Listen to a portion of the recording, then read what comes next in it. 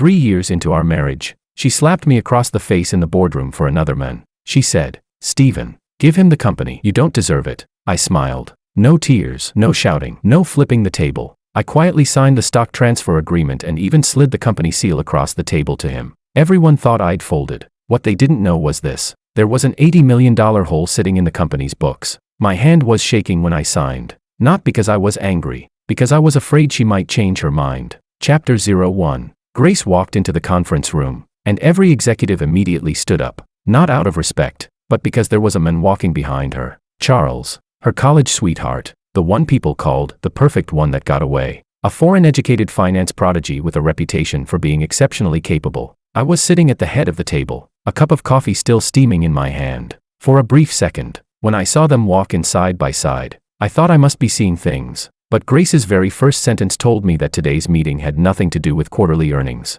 Stephen Koo. She called me by my full name. The last time she'd done that was 3 years ago, when we signed our marriage certificate. I set down my coffee. "What is it?" She walked toward me, her heels clicking sharply against the floor. Then she raised her hand. Smack. Her palm landed squarely across my left cheek. The entire room fell silent. The pen in Casey's hand slipped free and rolled under the table. He stared blankly for 3 seconds before even thinking about picking it up. My head turned to the side. My left ear rang. It didn't hurt. It really didn't. But I still put on the expression of a man whose heart had just been shattered. After all, I'd been waiting 3 months for that slap. Grace's eyes were red. Whether it was genuine emotion or just another performance, I couldn't tell. Her acting had improved considerably over the past 3 years. "Stephen, give him the company." She pointed at Charles behind her. Then she looked back at me. "You don't deserve it." Charles stood behind her with a calm expression. His eyes carried that particular look that said, "I'm sorry things turned out this way, but I really am better than you."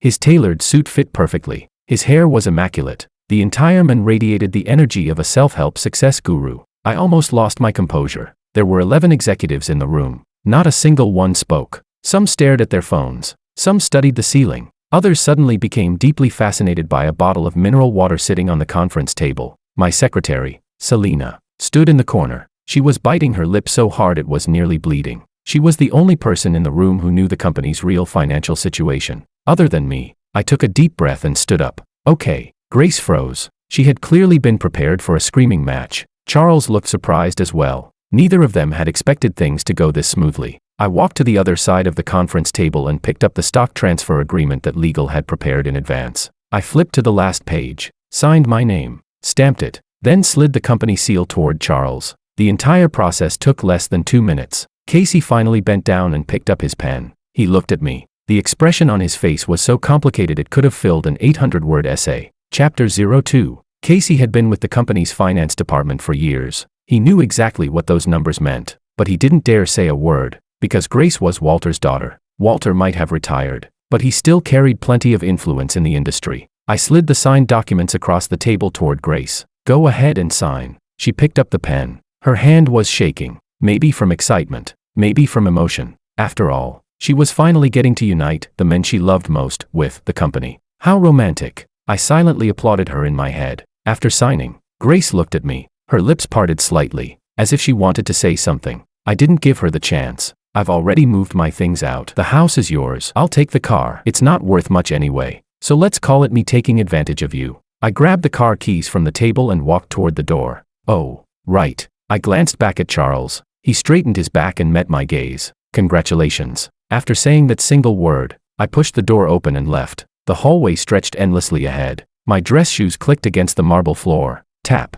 tap, tap. The elevator doors opened. I stepped inside and pressed the button for basement level 1. The moment the doors closed, I smiled. Not a bitter smile. Not a cold smile. The kind of smile that comes from finally throwing away a scorching hot potato you've been desperate to get rid of. A smile of pure relief. I covered my face and crouched in the corner of the elevator. My shoulders shook uncontrollably. By the time I reached the parking garage, got into my car, and shut the door, I laughed for a full 30 minutes. I laughed until I was short of breath. Laughed until my ribs hurt. Laughed until tears covered the steering wheel. It's not that I'm crazy. It's just that none of them knew. There was an $80 million hole sitting in that company's books. 80 million. Not 8,000. I'd seen those audit reports last year. I'd been dealing with those supplier debts since the year before. The failed projects. The lawsuit settlements. The tax recovery notices from unpaid taxes. Every single one of them was sitting in my desk drawer. I had emailed Grace 3 times, sent her 2 messages, spent 40 minutes on a phone call trying to explain the company's financial situation. Her exact response had been, "Can you please be a little more ambitious? Stop bothering me with company problems all the time." Fine, then I wouldn't bother her anymore. Today, she took the company away from me. Thank you. Seriously. I pulled out my phone from the glove compartment and sent Gail a message. "Gail, are you free tonight? Barbecue's on me." 3 seconds later, he replied, "You're paying? Did the sun rise in the west? What happened? Got divorced? What time? I'm heading over right now to beat that woman up." No. I quickly typed back, "This dinner is a celebration." The other side went silent for 10 seconds. Then one word appeared, "You've lost it." I smiled and started the engine. My phone rang. Walter. I glanced at the caller ID and immediately declined the call. Today was the happiest day I'd had in 3 years. My father-in-law. No, my former father-in-law. Could wait until another day. Chapter 03. Gail's barbecue joint sat in a forgotten corner of the south side of town. 20 tables. No air conditioning. Just 3 industrial fans working overtime. Beer was $2.50 a bottle. The skewers sat in plastic baskets on top of a freezer. Customers grabbed their own food. And when they finished eating, the bill was calculated by counting the sticks. By the time I arrived, Gail had already claimed a table. 8 bottles of beer sat in front of him. 4 were already open. All of them his. "All right, talk." He shoved an opened bottle into my hand. "What happened?" I told him everything that had happened today. Word for word. Well, almost. I left out the part where I'd laughed in my car for 30 minutes. When I finished,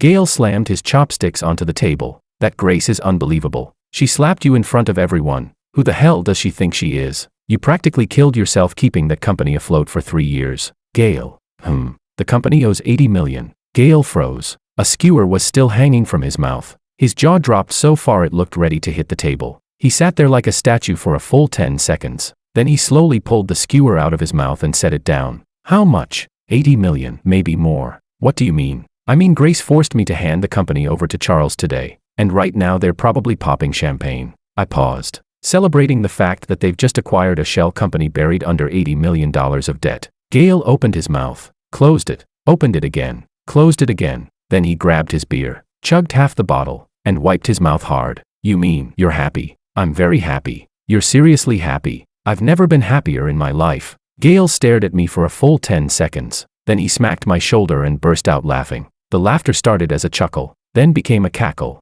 then turned into uncontrollable howling. He doubled over the table, pounding the plastic stool with his fist. A guy at the next table turned around and looked at us like we'd both lost our minds. "That's brilliant." Gail wiped tears from his eyes. "What do you even call this? Fighting over the right to suffer? Volunteering to take over a disaster? Something like that. Does Charles know?" "Nope." He spent the entire meeting standing behind Grace with his chest puffed out and his eyes full of determination. I took a sip of beer. He looked exactly like the winner of a startup competition walking on stage to collect a trophy. Gail burst into another fit of laughter. Then he suddenly thought of something. "Wait, if things were this bad, why didn't you just shut the company down? Or file for bankruptcy?" I took another drink. "You think Walter would have let me?" I shook my head. That company was his life's work. Besides, I was the legal representative. If we'd gone into bankruptcy and liquidation, I would have been the first person hit by the fallout. I looked at the beer bottle in my hand. For the last 3 years, I've been trying to fill the hole. I smiled helplessly. Then I realized there was another hole underneath the hole. So the legal representative has changed now.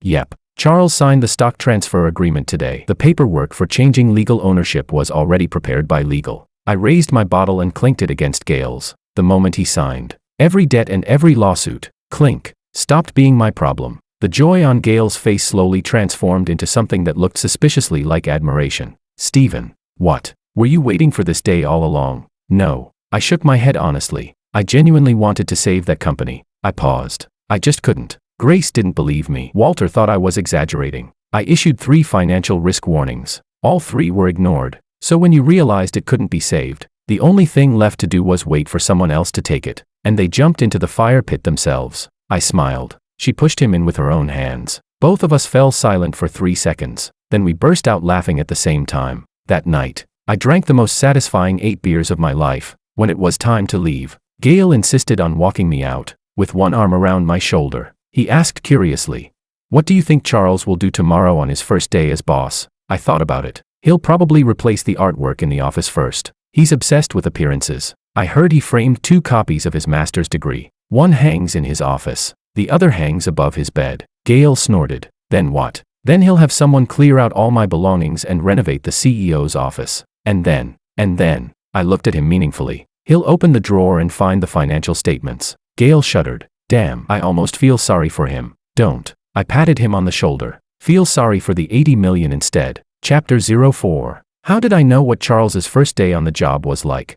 Selena texted me. Selena was my former secretary. Yesterday, Grace informed her that starting today, she'd be serving as Charles's assistant. Her message read, CEO Koo, the new boss told me to clear out everything from your office. Do you want me to mail you that cactus of yours? I replied. Just throw it away. I've been watering that cactus for 3 years. The only reason it's still alive is pure willpower. Kind of like the company. Selena sent back a wry smile emoji. Half an hour later, another message arrived. Charles just finished meeting with the executives. Casey reported last quarter's financials. He's locked himself in the office now. Literally locked the door. I was at home eating instant noodles. Yes, instant noodles. Not because I was broke. Because during our 3 years of marriage, Grace wouldn't let me eat them. She said the smell was too strong. Now that I was free, I'd bought every flavor on the supermarket shelf. Beef, pickled mustard greens, Sichuan pepper beef, tomato and egg. The one in front of me right now was hot and sour flavor. I hadn't had it in 3 years. I slurped up a huge mouthful of noodles. My toes practically curled with happiness.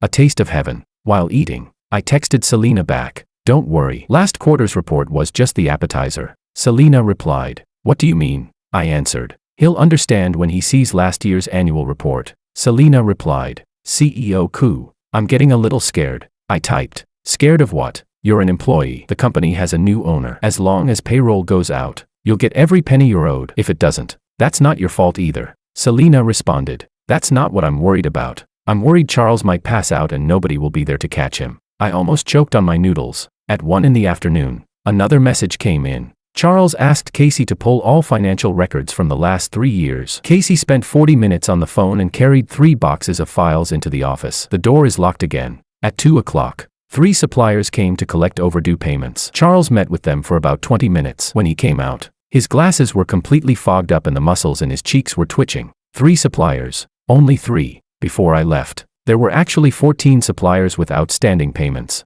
Those 3 were the nicest ones. The other 11 were probably still on their way. I put down my phone and turned on the television. After flipping through 3 channels, I found a comedy movie. The sound of laughter mixed with the aroma of instant noodles made life feel exceptionally good. At 6 in the evening, Grace called. I hesitated for a moment, not because I was deciding whether to answer, because I was deciding what tone of voice to use. In the end, I chose not to answer. After I declined the call, she called twice more. I picked up on the 3rd attempt. Hello, Stephen. Explain something to me. Why does the company owe Tianhe Building Materials $1,200,000? Her voice jumped up an entire octave. I had to pull the phone a couple of inches away from my ear. I'd grown tired of that tone 3 years ago. That's the final payment for the October construction project last year. I told you about it. You were vacationing in Sanya at the time. Your exact reply was, stop bothering me with trivial things like this. Silence. 2 seconds. Then why didn't you handle it? I did. I drafted a payment plan that required your approval and signature. But that day, you and Charles went to a concert. You never came back to the office. After that, I followed up twice more. No response. Silence again. Longer this time. What about the others? Casey said there are a whole bunch of. I told you about all of them. By email, by text, and in person. 3 methods. 7 times in total. You didn't respond once. You, Grace. I interrupted her. You're a shareholder now. These are your problems. And Charles's. I'm just the ex-husband who walked away with nothing. There's not much I can do. You. Oh, by the way, I added casually. A few more suppliers might stop by tomorrow. Try to be polite. Don't make my mistake. I was too nice. That's why they kept chasing me down. I hung up. Then I brewed myself a cup of tea. Long Jing. When Grace lived here, she only drank coffee. She always said tea tasted bland. Bland. I took a sip. The fragrance was light and refreshing. Not bland at all. Chapter 05. By Charles's 3rd day as CEO, I already knew exactly what was happening. How? Because Selena had developed a habit of giving me live updates. I'd told her she didn't need to anymore. I wasn't part of that company now. She replied, CEO Koo, I'm not giving you work reports. I'm telling you jokes. Fair enough. The jokes were pretty entertaining. The 3rd day's joke went like this. Charles hired an auditing firm to conduct a full audit. The decision itself was absolutely correct. If he'd done it on day one, he might still have had a chance to turn the ship around. Unfortunately, he spent his first 2 days doing 3 other things. First, he completely redecorated the executive office. Second, he held a company-wide meeting and delivered a 40-minute inaugural speech titled, "Looking Toward the Future." Third, as the new CEO, he took Grace to a 3 Michelin-star restaurant and posted a photo online with the caption, "A New Beginning." Those 3 activities consumed 2 full days. The auditors didn't enter the company until day 3. By day 4, according to Selena, the lead auditor's expression looked like someone who'd just eaten expired century eggs. The preliminary conclusion: the company's financial problems were far worse than they appeared on paper. The detailed numbers were still being calculated, but the confirmed accounts payable alone were enough to send the lead auditor to the restroom twice just to splash water on his face. I was at home playing ranked matches when I read the message. Promotion series. 5-game winning streak. A critical match. My character was in the middle of a team fight. I glanced at my phone. My hand shook. The enemy instantly deleted me from existence with a full combo. Not because I was scared, because I was trying too hard not to laugh. One of my teammates cursed in chat. I quietly typed, "Sorry, got some good news and lost focus." What kind of good news makes you feed like that? My ex-wife's new boyfriend just inherited my disaster of a company. The teammate went silent for 3 seconds, then replied, "Bro, that's not good news." Huh. That's the greatest news I've heard all week. Keep playing. I'll carry this one. We won. Maybe it was psychological, but I played exceptionally well after that. At 3 in the afternoon, I went grocery shopping. Actual grocery shopping. During our 3 years of marriage, I was always the one who cooked. Grace never stepped into the kitchen. She didn't even know how to use the microwave. The funny thing was, she barely touched anything I made. Too oily, too salty. MSG wasn't healthy. Now the kitchen belonged to me. I bought a sea base and planned to steam it, following my mother's recipe. Ginger strips underneath, scallions on top, steam for 8 minutes, finish with hot oil. I was picking out scallions at the supermarket when I ran into Grace's best friend, Jenna. The moment Jenna saw me, her expression switched instantly. A slight furrow of the brows, lips pressed into a thin line, eyes full of sympathy. The universal expression for, "I understand your pain. Steven, are you okay?" Her voice was soft and careful, as though she feared my fragile soul might shatter if she spoke too loudly. I was holding a fish. My cart contained a bag of rice, 2 bottles of soy sauce, and a package of Sichuan peppercorns. "I'm doing fine. I heard about what happened between you and Grace." She sighed dramatically. "Don't be too upset. You're a man. Pick yourself up. There are plenty of fish in the sea." Thanks." I nodded and continued examining scallions. Jenna looked at my shopping cart. Her expression became even more complicated. She was probably thinking, the former CEO of a company, reduced to grocery shopping and cooking alone. 1 man, 1 fish, 1 bag of rice. How pitiful. Meanwhile, my actual thoughts were, this scallion looks great. Nice thick white stock. Perfect for steamed fish. If you need anything, just let me know. Jenna patted my arm. "Sure, thanks." After she left, I stood there for 5 seconds, then looked down at myself. A t-shirt, shorts, flip-flops, pushing a shopping cart while carrying a fish. I did look remarkably similar to a middle-aged man crushed by life, except I was only 31, and I was having the time of my life. Chapter 06. The steamed sea base turned out perfectly. I snapped a photo and posted it online with the caption, "Dinner for one. The best seasoning is freedom." Gail was the first to like it. His comment read, "Your ex-wife finished signing those share transfer papers, right?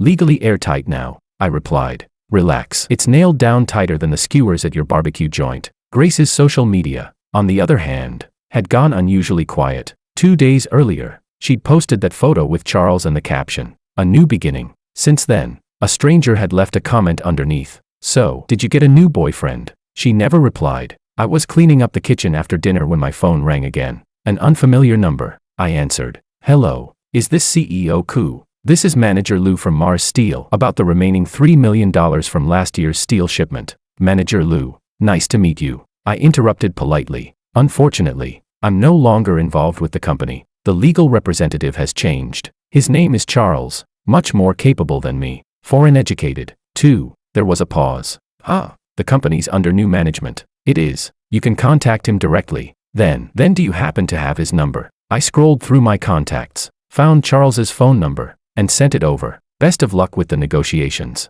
After hanging up, I washed the last bowl and placed it on the drying rack. The kitchen lights reflected brightly off the tiles. Quiet, clean, just me. I took a deep breath. A smile slowly spread across my face, Life like this was pretty wonderful. Chapter 07. Charles's 5th day as CEO. At this point, Selena's updates had officially evolved from jokes into a full-blown drama series. 9 a.m. CEO coup. People from Wanhua Building Materials just showed up. 6 of them. 2 are bald. Big arms. Even bigger voices. How much do we owe them? $4,800,000. Construction payments from last September. Right. I remembered that one. I negotiated an installment plan with them back then. Later the cash flow collapsed, so it never happened. Charles went out to meet them. He got yelled at for 20 minutes. When he came back, his tie was crooked and the second button on his shirt had popped off. I was watering plants on my balcony. Yes, plants. A few pothose vines I'd brought home from the company when I moved out.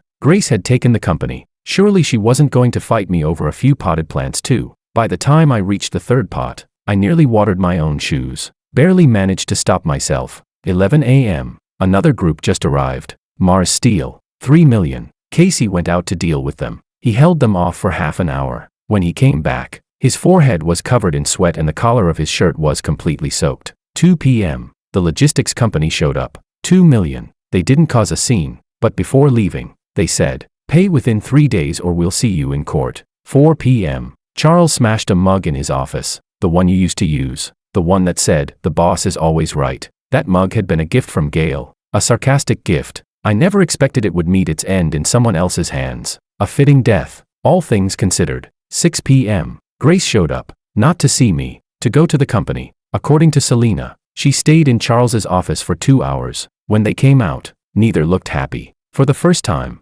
Charles didn't walk her to the elevator. I stared at the stream of messages on my phone and quietly sipped my chrysanthemum goji berry tea. To be honest, I felt the tiniest bit of, no, not guilt, curiosity. What I was curious about was this. How exactly was he planning to fill that $100 million hole? No, wait, officially it was still only $80 million. He was supposed to be a foreign-educated finance prodigy. Surely he had some tricks up his sleeve. At 8 that night, my phone rang again. This time it wasn't Grace. It was her father, Walter. The old man's voice came through the speaker with the calm authority of an elder. Little Coo. For 3 years, he'd called me that. Little Coo. Never son-in-law. Not once. Yes, uncle. I heard the company is having some difficulties. An $80 million crater reduced to one word. Impressive. The older generation of entrepreneurs really knew how to downplay a disaster. Yes, there are some difficulties. A pause. Then, when you were running the company, why didn't you mention any of this? I almost laughed. I bit my lip and took 3 deep breaths. Uncle, I did mention it. Last June, I sent you a financial analysis report. 17 pages. Printed in color. With charts, pie charts, bar graphs, the full package. Well, and your exact response was, young people always exaggerate problems. This company has been running for 20 years. Nothing serious will happen. The line went silent. For a long time. Long enough that I thought the call had dropped. Uncle, was there anything else? I need to reheat dinner. No. The call ended. I walked into the kitchen and opened the microwave. Beep. Inside was the leftover steamed sea bass from yesterday. A minute later, it was hot again. The fish was reheated. So was my life. Chapter 08. On Charles's 10th day as CEO, everything fell apart. Not a little apart. The kind of collapse where a dam bursts and the whole thing comes crashing down in one deafening wave. The final audit report came out. The company's total debt wasn't $80 million. It was $120 million. The extra $40 million came from off-the-books liabilities. A mess left behind by Walter's generation. Hidden inside subsidiaries of subsidiaries. Layered one beneath another. The accounting tricks had survived for 15 years. A full audit finally dragged them into the light. I learned all this from Selena. To be honest, even I froze when I saw the number. I knew about the 80 million. 120 million. Good Lord, the company was in even worse shape than I thought. Good thing I got out when I did. According to Selena, Charles's reaction to the number was, he sat in his office for 40 straight minutes without moving. Didn't say a single word. Coffee from his thermos spilled all over the report. And he didn't even wipe it up. He just stared at the ceiling without blinking. Then he called Grace. Selena overheard fragments of the conversation. Grace, this company isn't what you told me it was. What? No, that's not what I mean. Will you calm down and listen to me? Grace. The call was disconnected. Grace hung up. I didn't know why. Maybe she panicked. Maybe she didn't want to hear it. Or maybe she'd finally realized that what she'd taken from me wasn't a gold mine. It was a ticking time bomb. And she'd personally placed the detonator in Charles's hands. Day 11. I received a lawyer's letter. Not one aimed at me. It had been sent on Charles's behalf. The wording was very diplomatic. Given the possibility that material information may not have been fully disclosed during the equity transfer process, our client reserves the right to pursue all available legal remedies.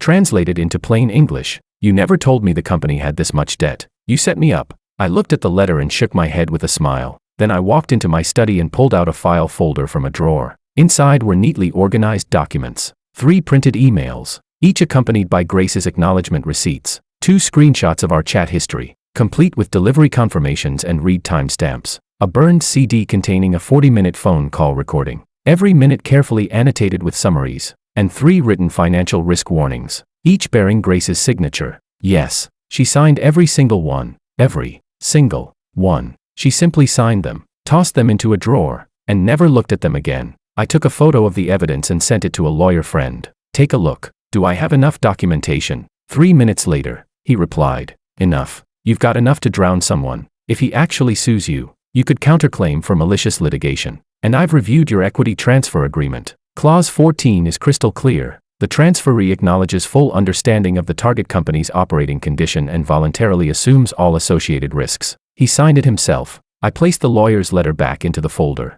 When the agreement was being drafted, legal had asked whether I wanted that clause included. I said yes, absolutely yes. Then legal asked, won't they read the contract carefully? I laughed. If she doesn't read financial reports, what makes you think she'll read a contract? Turns out I was right. That night, I made an exception and opened a bottle of wine. Grace had kept it in the wine cabinet. She'd always said Charles brought it back from France. She'd never been willing to open it. When I moved out, it somehow ended up packed into one of my boxes. A second label Lafite. Not outrageously expensive, but tonight, it tasted exceptionally sweet. Chapter 09. On Charles's 15th day as CEO.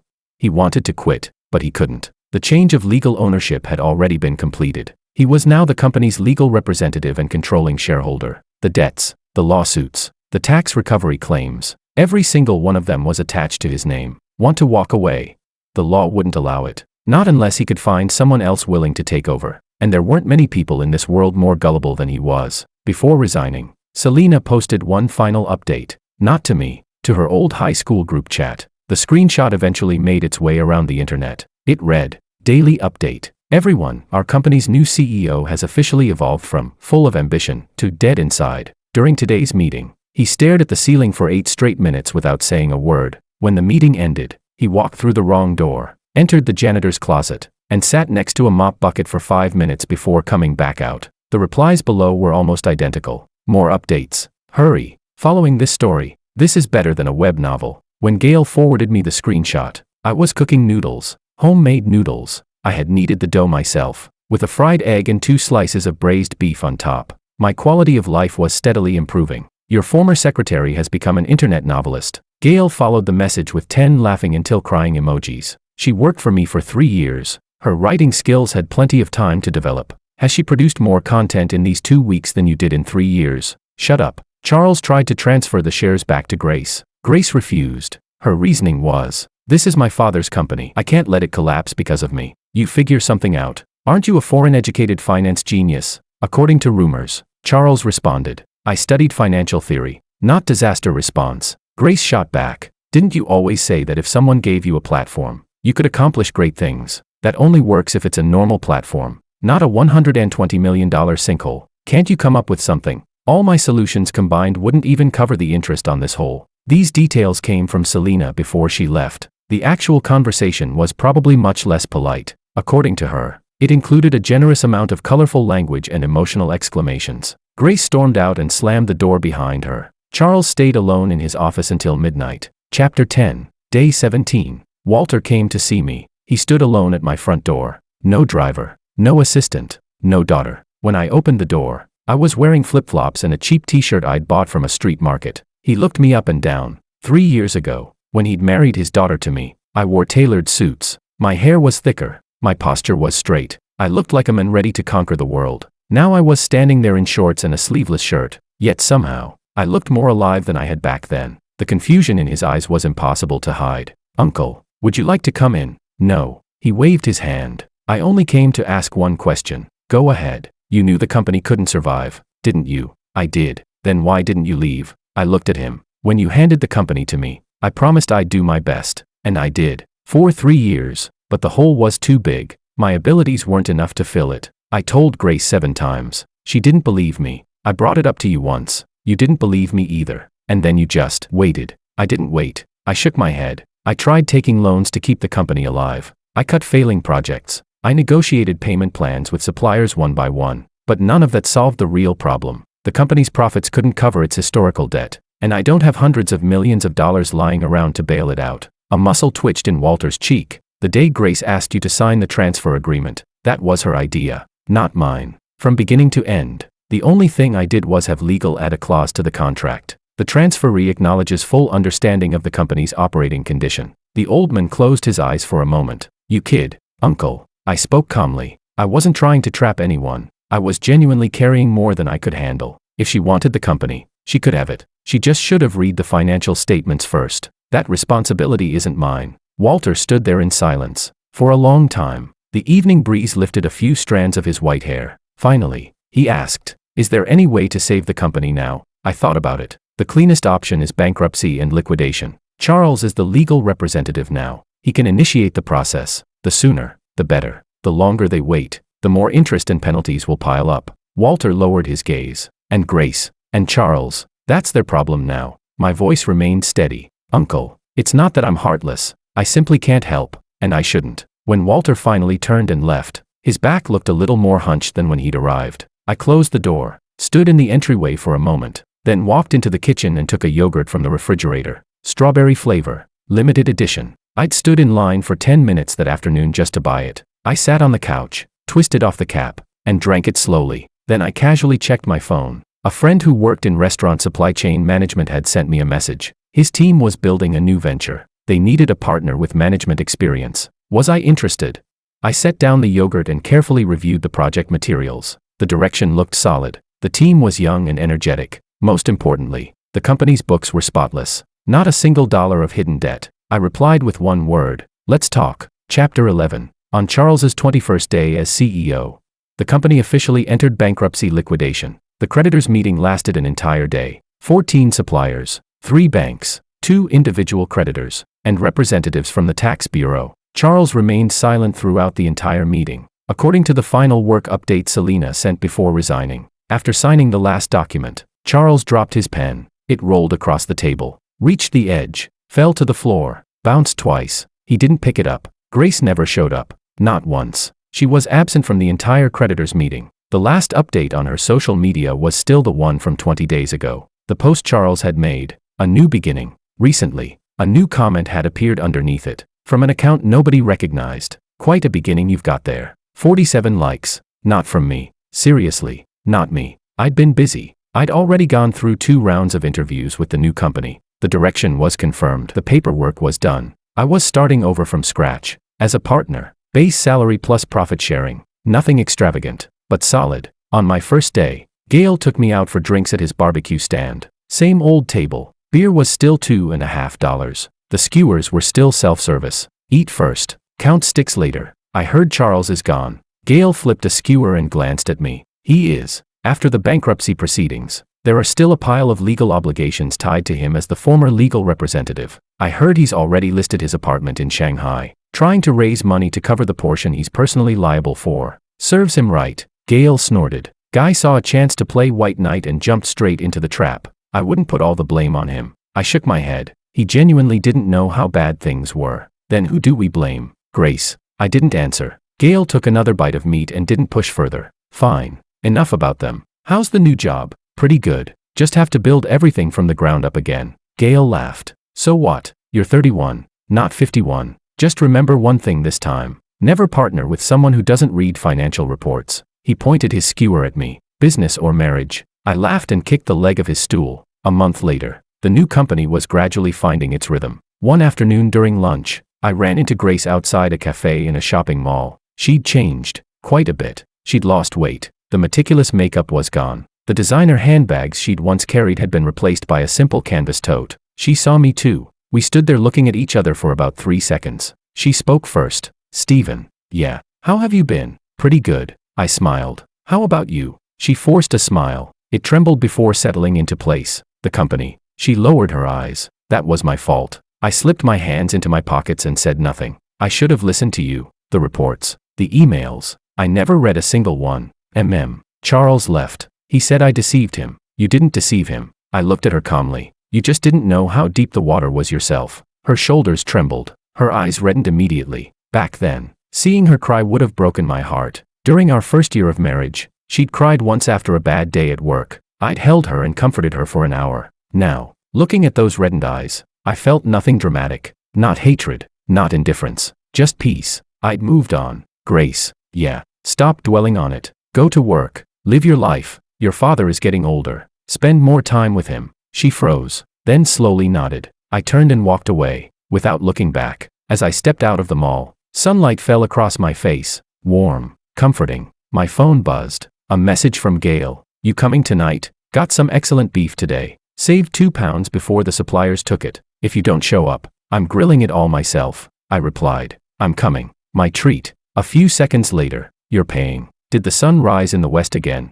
I laughed. Last time was my treat too. When are you upgrading that goldfish memory of yours? Last time. The last time you treated was the day your ex-wife stole that $80 million disaster. So what's the occasion this time? I looked at the screen and smiled, then typed. No special reason. The weather's nice today. I reached the parking lot, got into my car, inserted the key, started the engine. In the rearview mirror, my reflection looked back at me. Healthy complexion, and my hair. It seemed a little thicker than last month. An old song played on the radio. I hummed along for a few lines and pressed down on the accelerator. The car rolled out of the parking lot and merged into traffic. Sunlight streamed through the windshield, warm and bright. My time has only just begun.